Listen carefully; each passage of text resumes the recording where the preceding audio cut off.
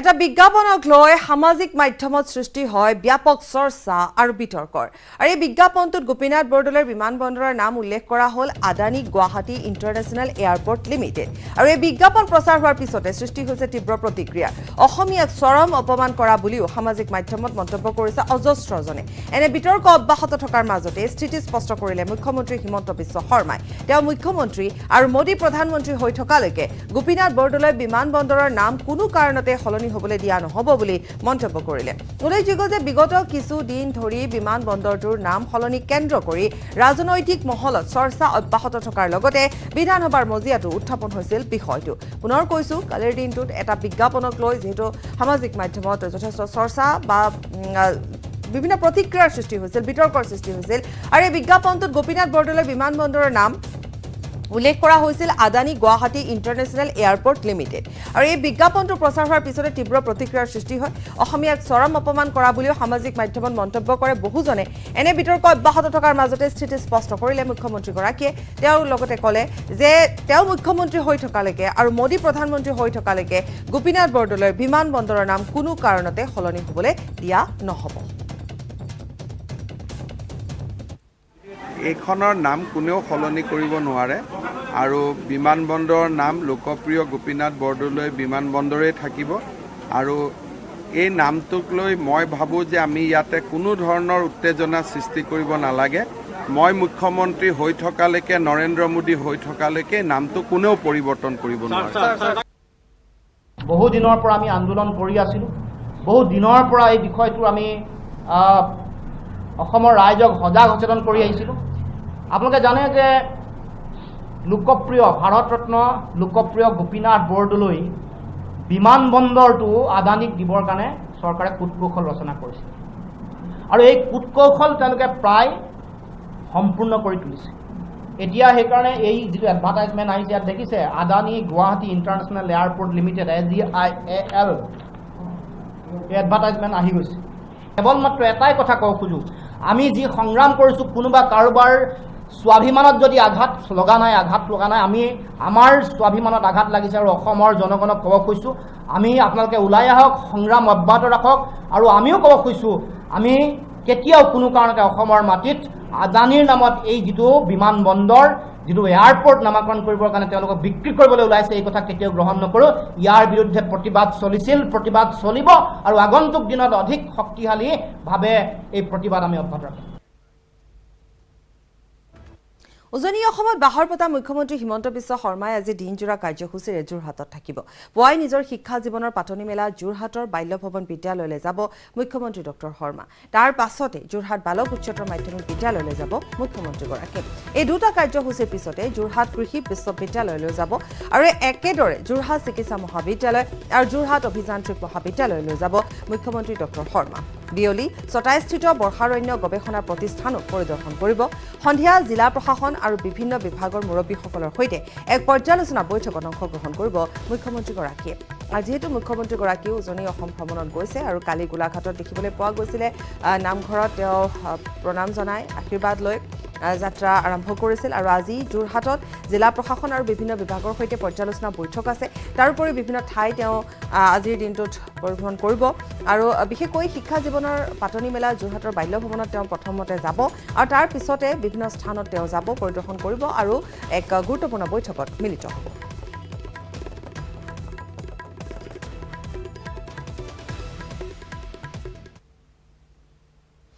উপনিৰ্বাচনৰ প্ৰাক্ষণত ক্ৰমাৎ গৰম হৈছে ৰাজ্যৰ ৰাজনীতি হাগ্ৰামা মহিলাৰ টাৰ্গেট কৰি মিত্ৰদল বিজেপি সমালোচনা কৰিলে গণসুৰক্ষা পাৰ্টিৰ মুৰব্বী তথা সাংসদ নৱকুমাৰ শৰণীয়ে ইপিনে বিটিচি নিৰ্বাচনতহে বিজেপিৰে মিত্ৰতা আছিল বুলি মন্তব্য কৰি তৃণমূল কংগ্ৰেছক সমৰ্থন কৰিলে সাংসদগৰাকীয়ে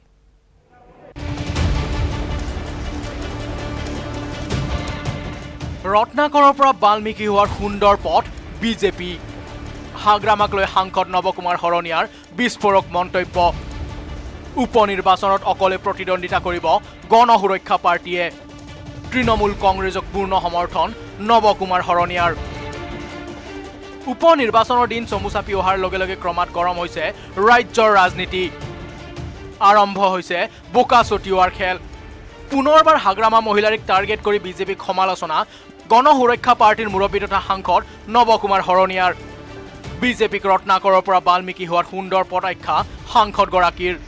লগতে হাগ্ৰামাৰ বিজেপি গমনৰ বাহিৰে গত্যন্তৰ নাই বুলি বিস্ফোৰক মন্তব্য কৰে নৱ কুমাৰ শৰণীয়াই এটা কথা স্পষ্ট যে যদিহে একদম মহিলা ডাঙৰীয়া বিজেপিত নাযায় তেতিয়াহ'লে তেওঁলোকে নিশ্চয় বাচিব নোৱাৰে কাৰণ বিজেপি হ'ল ৰত্নাকৰৰ পৰা বাল্মীকি হোৱাৰ এটা সুন্দৰ এটা পথ ইপিনে উপনিৰ্বাচনত তামুলপুৰ আৰু গোসাইগাঁও বিধানসভা সমষ্টিত নিজাববীয়াকৈ প্ৰাৰ্থী প্ৰক্ষেপ কৰাৰ লগতে ভৱানীপুৰ সমষ্টিত চকু নৱশৰণীয়া বাহিনীৰ AIUDFৰ বিধায়ক ফণী তালুকদাৰে যদি পদত্যাগ কৰে তেন্তে ভৱানীপুৰ সমষ্টিত গণসুৰক্ষা পাৰ্টী অৱতীৰ্ণ হ'ব নিৰ্বাচনী যুঁজত নিশ্চিতভাৱে ইতিমধ্যে কোকৰাঝাৰ সমষ্টিত প্ৰায় 3টাত মানে ইলেকশ্যন হোৱাৰ গতিত যে মোৰ বোধেদি 19 তাৰিখে হয়তো আমাৰ ফণীধৰ তালুকদাৰ ডাঙৰীয়া তেওঁ পদত্যাগ কৰিব গতিকে 3টা হ'ব গোসাইগাঁও তামুলপুৰ আৰু ভৱানীপুৰ গতিকে বাকী কথা নকওঁ যিহেতু আমাৰ বাকী সাংগঠনিক ভেটি নাই কিন্তু এই 3টা সমষ্টিত আমি ইলেকশ্যন খেলাৰ কাৰণে যাৱতীয় যিখিনি প্ৰস্তুতি প্ৰায় তুংগত উঠিছে আৰু এটা প্ৰায় ফাইনেল পৰ্যায়ত আছে সমান্তৰালকৈ বিজেপি আৰু UPPLৰ সৈতে মিত্ৰতা সন্দৰ্ভত কেতবোৰ তাৎপৰ্যপূৰ্ণ মন্তব্য কৰে শৰণীয়াই এছেম্বলিত নাছিল যদিও নৱশৰণীয়াই আমাৰ ইলেকশ্যন খেলিছিলে আমাৰ পূৰ্ণ ডাঙৰীয়া আৰু আমাৰ চিফ মিনিষ্টাৰ ডাঙৰীয়া কোৱাৰ কাৰণে কিন্তু তাত এটা পলিটিকেল চিটিংবাজি হৈছে কোনে কৰিছে সেইটো মই ডাঙৰ কথা নহয় সেইটো মই ক'ব নাযাওঁ কিন্তু তাত যে আমাক ৰাজনৈতিকভাৱে এটা প্ৰতাৰণা কৰা হৈছে এই কথাটো আমাৰ কৰ্মীবিলাকে বা আমাৰ ৰাইজে বুজি পায় আনহাতে তৃণমূল কংগ্ৰেছৰে চলি আছে গণ সুৰক্ষা পাৰ্টীৰ আলোচনা প্ৰয়োজনত দলে বলে মমতা বাহিনীত যোগদান কৰিব নৱশৰণীয়া বাহিনীয়ে তৃণমূল কংগ্ৰেছ শক্তিশালী হ'লে অহাবাৰ BTC দখল কৰিব পাৰিব বুলিও তাৎপৰ্যপূৰ্ণ মন্তব্য সাংসদগৰাকীৰ এটা কথা আমি নকওঁ তৃণমূল কংগ্ৰেছৰ লগত আমাৰ এটা সৌহাৰ্দ্যপূৰ্ণ আলোচনা হৈছে একেবাৰে ওপৰ লেভেলত যে BTCত আমি দেখিছোঁ যে আমি যদিও দুবাৰকৈ MP হৈছোঁ কিন্তু MCL হওক আৰু MLA হওক তাত আমি কোনো এটা ৰাজনৈতিক দলৰ সহায় সমৰ্থন নোপোৱাৰ কাৰণে আচলতে তাত আমাৰ অৱস্থা বেয়া হৈছে গতিকে আমি ভাবোঁ যে সৰ্বভাৰতীয় পৰ্যায়ত দমদাৰ শক্তি থকা সামৰ্থ্য থকা যদি এটা পাৰ্টি আমাৰ লগত থাকে তেতিয়াহ'লে অহাবাৰ নিশ্চিতভাৱে BTC কাউন্সিল আমি দখল কৰিব পাৰিম উপনিৰ্বাচনৰ প্ৰাকখনত বিজেপি আৰু UPPLৰে মিত্ৰতা ভংগৰ ইংগিত দি তৃণমূল কংগ্ৰেছক পূৰ্ণ সমৰ্থন জনাইছে সাংসদ নৱ কুমাৰ শৰণীয়াই মুছলপুৰৰ পৰা Manohar Rajbongshi report news 18 Assam North East ৰঙিয়াৰ যাত্ৰীবাহী বাছৰ আন্তঃজিলা যাতায়াতৰ ক্ষেত্ৰত আৰক্ষীৰ বাধা নাই চৰকাৰে বাছৰ আন্তঃজিলা যাতায়াতত বাধা আৰোপ কৰিছে যদিও নিতৌ নলবাৰী বৰপেটা বঙাইগাঁও কোকৰাঝাৰ ধুবুৰী সকলো বাছ পাৰ হৈ আছে অন্য জিলাৰ পৰা অহা বাছৰ পৰা টকালৈ বাছসমূহ আন্তঃজিলা পাৰ হ'বলৈ দিয়া বুলি আৰক্ষীৰ বিৰুদ্ধে গুৰুতৰ অভিযোগ উত্থাপিতও হৈছে কিন্তু সেই আন্তঃজিলা যাতায়াতত দুপৰীয়াৰ ভাগত কোনো এগৰাকী আৰক্ষী নাথাকে বুলিও জনোৱা হৈছে ৰঙিয়াৰ বাছ চালকসকলে ৰঙিয়া থানাত অভিযোগ দিছে যদিও কোনো গুৰুত্ব প্ৰদান নকৰাৰ অভিযোগ আনহাতে ৰঙিয়াৰ উদিয়ানাত স্থাপন হোৱা আৰক্ষী তালাচী চকীত দিনৰ ভাগত কোনো আৰক্ষী উপস্থিত থকাও দেখা নগ'ল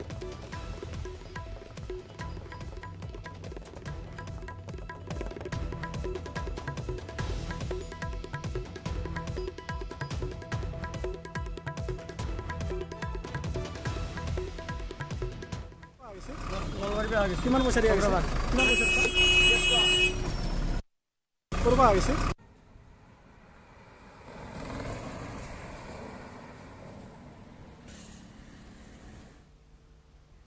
আনেক ব্ৰেকিং নিউজ শিৱসাগৰত নিশা ভয়ংকৰ পথ দুৰ্ঘটনা সংঘটিত হয় তীব্ৰবেগী হোণ্ডাই ভাৰ্নাৰ বাহনৰ খুন্দাত নিহত হয় এজন লোক নিহত লোকজনৰ নাম হৈছে কাঞ্চা দাস চিকিৎসালয়লৈ নিয়াৰ পথত মৃত্যু হয় লোকজনৰ বিজয় দাস আৰু সুনী দাস নামৰ দুজন লোকৰ বিৰুদ্ধে এজাহাৰ আৰক্ষীয়ে নিশাই জব্দ কৰে দুৰ্ঘটনা সংঘটিত কৰা বাহনখন পুনৰ কৈছো শিৱসাগৰত নিশাৰ ভাগত ভয়ংকৰ পথ দুৰ্ঘটনা সংঘটিত হৈছে তীব্ৰবেগী হোণ্ডাই ভাৰ্নাৰ বাহনৰ খুন্দাত নিহত হৈছে এজন লোক নিহত লোকজনৰ নাম হৈছে কাঞ্চা দাস চিকিৎসালয়লৈ নিয়াৰ পথত মৃত্যু হয় লোকজনৰ বিজয় দাস আৰু সুনী দাস নামৰ দুজন লোকৰ বিৰুদ্ধে এজাহাৰ দাখিল কৰা হৈছে আৰক্ষীয়ে নিশাই জব্দ কৰে দুৰ্ঘটনা সংঘটিত কৰা বাহনখন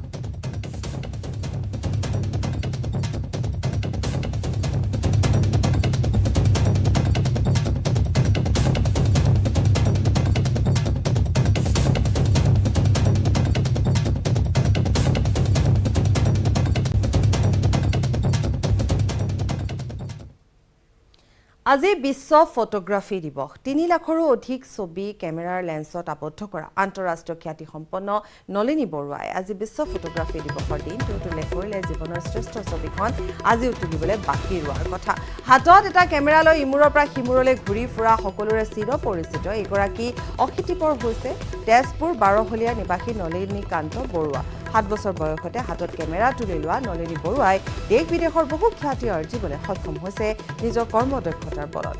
আমেৰিকা লণ্ডন জাৰ্মানীৰ দৰে ঠাইত প্ৰদৰ্শিত হৈছে নলনীকান্ত বৰুৱাৰ ছবি তাৰোপৰি আমেৰিকাকে ধৰি কেইবাখনো বিদেশী ৰাষ্ট্ৰৰ কাকত আলোচনীতো প্ৰকাশ পাইছে আলোকচিত্ৰ শিল্পীগৰাকীৰ ছবি 22 এপ্ৰিলৰ 90 সংখ্যক জন্মদিন পালন কৰা নলিনী বৰুৱাই তেওঁৰ কেমেৰাৰ লেন্সত আবদ্ধ কৰক জীৱনৰ শ্ৰেষ্ঠতম ছবিখন মই ডেকাকালত যেনেকৈ বুঢ়া আছিলোঁ আৰু ডেকাও আছিলোঁ এতিয়াও মই বুঢ়া হৈছোঁ নে ডেকা হৈছোঁ অনুভৱ নকৰোঁ কাৰণ মই সৃষ্টি কৰি থাকোঁ এতিয়াও মই সৃষ্টি কৰি আছোঁ কিন্তু টকা পইচাৰ বহুত দিগদাৰ হয় চৰকাৰেতো এক পইচা সহায় কৰা নাই চব নিজেই কৰিবলগীয়া হয় এটাকে মই মানে বুঢ়াও নহওঁ ডেকাও নহওঁ আজিও ডেকা হৈছোঁ আজিও মই গাড়ী চলাব পাৰোঁ এতিয়া আকৌ লাইচেঞ্চ সম্ভৱ 3 বছৰ আকৌ পাম ডাক্তৰৰ চাৰ্টিফিকেটখন লাগে আৰু ড্ৰাইভাৰ ৰাখিছোঁ এতিয়া কাৰো ওপৰত হাত পতা নাই কিমান কষ্ট কৰিছোঁ হিচাপ নাই দেউতাও ঢুকাই গ'ল মোৰ দেউতাই আশীৰ্বাদ দি গৈছিল খবৰ আৰু আছে সময় বিৰতি निर्माण का पावर स्वैग चल शुरू हो जा माय टन कर दे सब कुछ ऑन ट्रैक स्ट्रांग है माय टन फ्लेक्सिबल माय टन बड़ा समझदार নিৰ্মাণৰ মানদণ্ড माय टन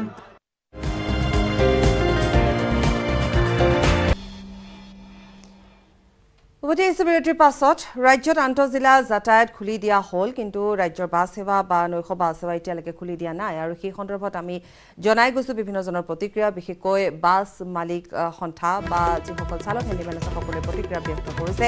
আৰু তেওঁলোকে বিশেষভাৱে বহুখিনি কথা উল্লেখ কৰিছে যে বহিৰাজ্যৰ পৰা যদি বাছ আহিব পাৰে বিহাৰৰ পৰা যদি বাছ আহিব পাৰে গুৱাহাটীৰ ISBTত যিহেতু ধৰাও পেলোৱা গৈছে দিবানৈশ বাছ গতিকে বাছ চালক সন্থা তাত আছিল আৰু ইতিমধ্যে আমি কৈছোঁ যে লেখক জনপ্ৰিয় লেখক ৰূপম দত্ত সেই সময়ছোৱাত তেওঁ ISBTত আছিল বুলি তেওঁ জনাইছে আৰু তেওঁৰ কেমেৰাতে বন্দী হোৱা কিছু দৃশ্যাংশ এয়া গতিকে এই বাছখন ৰাজ নামৰ এই বাছখন বিহাৰৰ পৰা আহিছিল তেওঁ কেমেৰাত বন্দী হৈছিল গতিকে এতিয়া প্ৰশ্ন উত্থাপন কৰিছে বাছ মালিক সন্থা বা চালক হেণ্ডিমেনসকলে যে SOP কাৰ নামত গতিকে এই ছ'চিয়েল মিডিয়াত এই ভিডিঅ' শ্বেয়াৰ কৰি উদঙাই দিছে কৰোনা SOPৰ নামত চলি থকা বেকু ভাওনা বুধবাৰে সংবাদমেল আয়োজন কৰিও এই কথাখিনি উল্লেখ কৰিছে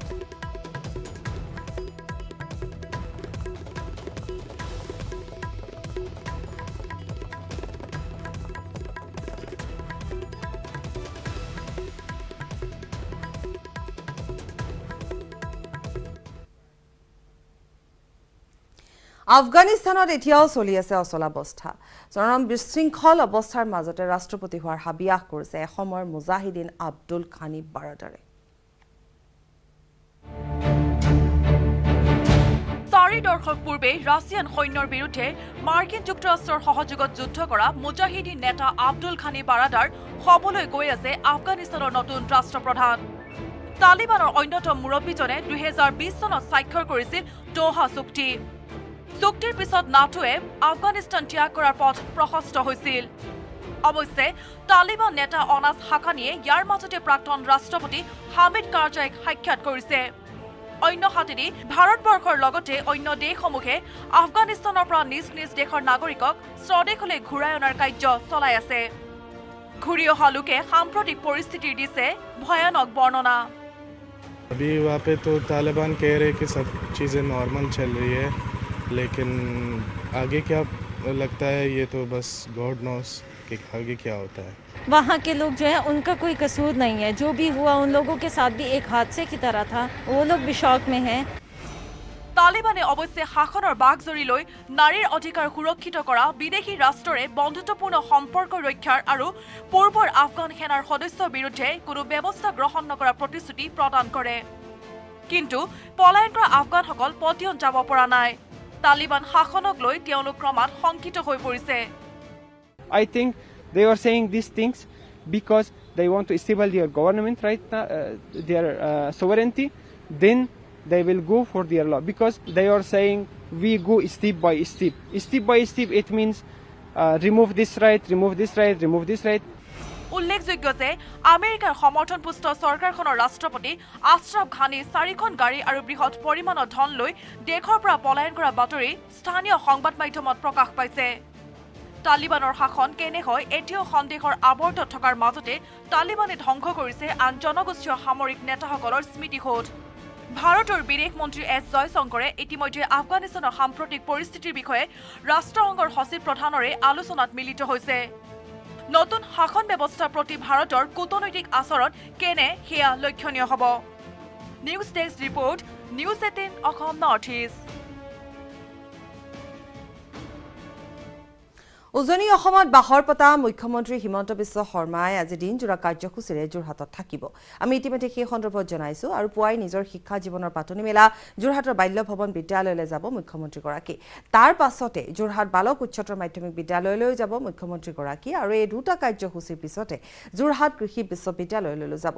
একেদৰে যোৰহাট চিকিৎসা মহাবিদ্যালয় আৰু যোৰহাট অভিযান্ত্ৰিক মহাবিদ্যালয়লৈ যাব। বিয়লি ছটাইস্থিত বৰ্ষাৰণ্য গৱেষণা প্ৰতিষ্ঠানো পৰিদৰ্শন কৰিব। সন্ধিয়া জিলা প্ৰশাসন আৰু বিভিন্ন বিভাগৰ মুৰব্বীসকলৰ সৈতে এক পৰ্যালোচনা বৈঠকত অংশগ্ৰহণ কৰিব। আৰু কালি যেহেতু গোলাঘাটত উপস্থিত হৈছিলে গৈ মুখ্যমন্ত্ৰীগৰাকী উপস্থিত হৈ আঠখেলীয়া নামঘৰত তেওঁ সেৱা লয়। তাৰপিছতে আজি যোৰহাটৰ যিসমূহ কাৰ্যসূচী আছে আমাক আৰু অধিক জনাব আমাৰ সাংবাদিক গৌতমে। গৌতম, আপোনাৰ ওচৰলৈ আহিছোঁ।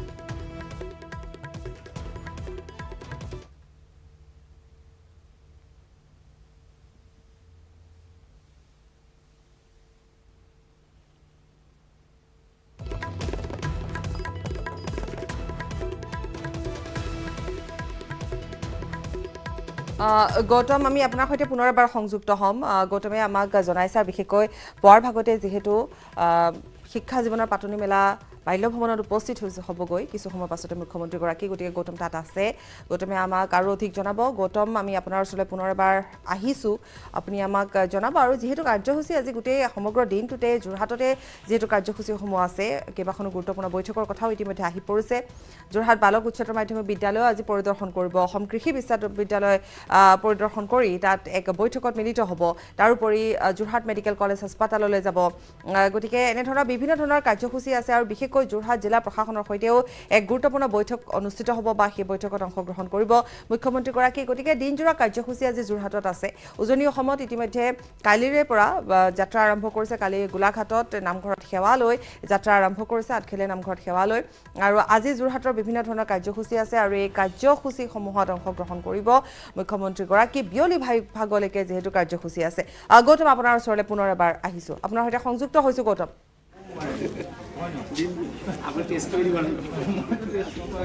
নিশ্চয়কৈ আমি দেখুৱাইছোঁ যোৰহাট বাল্য ভৱনত মুখ্যমন্ত্ৰী ডক্টৰ হিমন্ত বিশ্ব শৰ্মাৰ পিতৃ যেতিয়া যোৰহাটত তেখেতে কৰ্মসূত্ৰে আছিলে দৰংগী চুকত, আৰু তেতিয়া তেখেতে প্ৰায় দুবছৰ ইয়াতে প্ৰথমে বাল্য ভৱনত শিক্ষা গ্ৰহণ কৰিছিলে। আৰু আজি সেইখন বিদ্যালয়লৈ মুখ্যমন্ত্ৰীগৰাকী আহিব। আৰু যদি হয়তো টিভি স্ক্ৰীণত নিজতি অসম নৰ্থ ইষ্টৰ দৰ্শকসকলে দেখা পাইছে মুখ্যমন্ত্ৰী ডক্টৰ হিমন্ত বিশ্ব শৰ্মাৰ এখন ফটো, সেই সময়ত যেতিয়া মন্তেশ্বৰী ক্লাছত তেওঁ শিক্ষা লাভ কৰি আছিলে সেই সময়ত এখন গ্ৰুপ ফটো আছে। তাতে আমি দেখিবলৈ পাইছোঁ মুখ্যমন্ত্ৰীগৰাকী শিশু ডক্টৰ হিমন্ত বিশ্ব শৰ্মা। আৰু আজি সেই বিদ্যালয়খনলৈকে আহিব মুখ্যমন্ত্ৰীগৰাকীয়ে আৰু হয়তো বহুখিনি স্মৃতি ৰোমন্থন কৰিব আজিৰ দিনটোত। আৰু তাৰ বাবে যোৰহাট বাল্য ভৱনত সজাই পৰাই তোলা হৈছে। ইয়াত শিক্ষাৰ্থীসকল বাট চাই ৰৈছে মুখ্যমন্ত্ৰীগৰাকীক আদৰণি জনাবৰ বাবে। আমি তেখেতক সকলোৰ পৰা জানিবলৈ চেষ্টা কৰিম যে আমি পৰিৱেশ দেখুৱাইছোঁ প্ৰথমতে যে যোৰহাটৰ এখন অগ্ৰণী শিক্ষানুষ্ঠান, বিশেষকৈ মন্তেশ্বৰী শিক্ষাৰ ক্ষেত্ৰত সকলোৱে পৰিচিত। আৰু যদি সম্ভৱ হয় আমি আৰু লোক আছে আৰু ইতিমধ্যে সকলোখিনি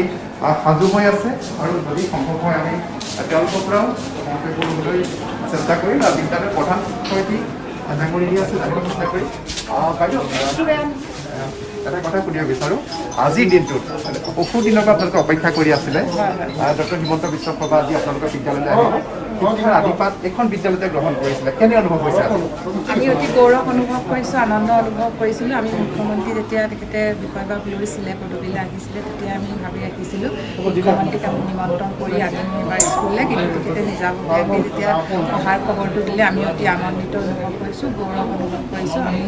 আশা ৰাখিছোঁ আমাৰ বিদ্যায়তনিক দিশত তেখেতে যাতে আমাৰ আগবাঢ়ি যোৱাত সহায় আগবঢ়াব। হয় হয় বাইদেউ এখন ফটো আছে যিখন ফটোত আমি দেখিবলৈ পোৱা যায় গ্ৰুপ ফটো তেতিয়া যেতিয়া মন্টেছৰী ক্লাছত অধ্যয়ন কৰি আছিলে ডক্টৰ হিমন্ত বিশ্ব শৰ্মা ডাঙৰীয়াই তেতিয়া কোনটো ক্লাছত আছিল বাৰু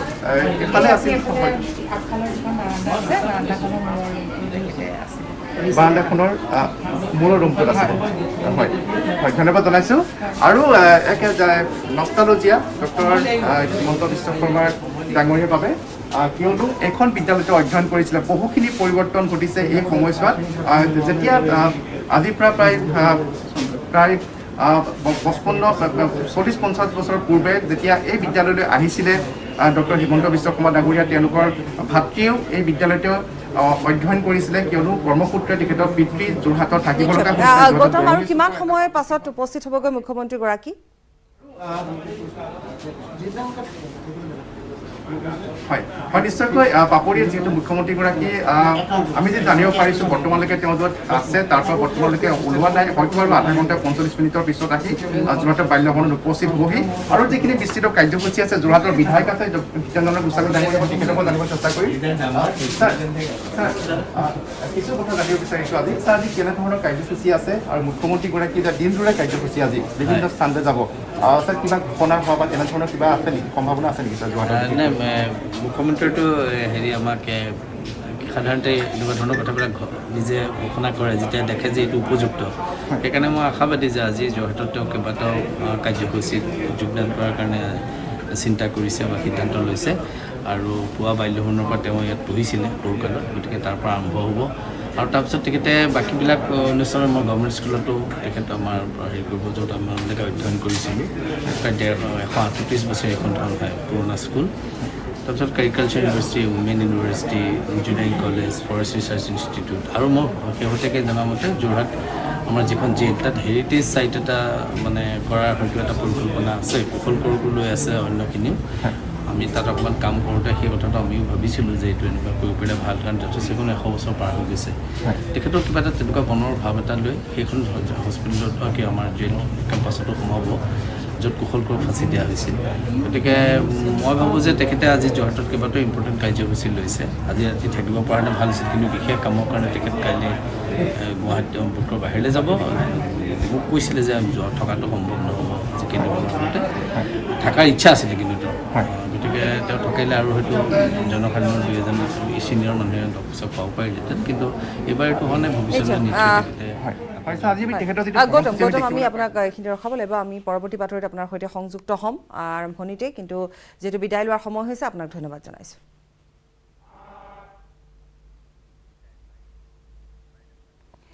আৰু এতিয়া বাতৰিৰ পৰা বিদায় লৈছোঁ নমস্কাৰ निर्माण की पावर स्वैग चल शुरू हो जा माय टन कर दे सब कुछ ऑन ट्रैक स्ट्रॉन्ग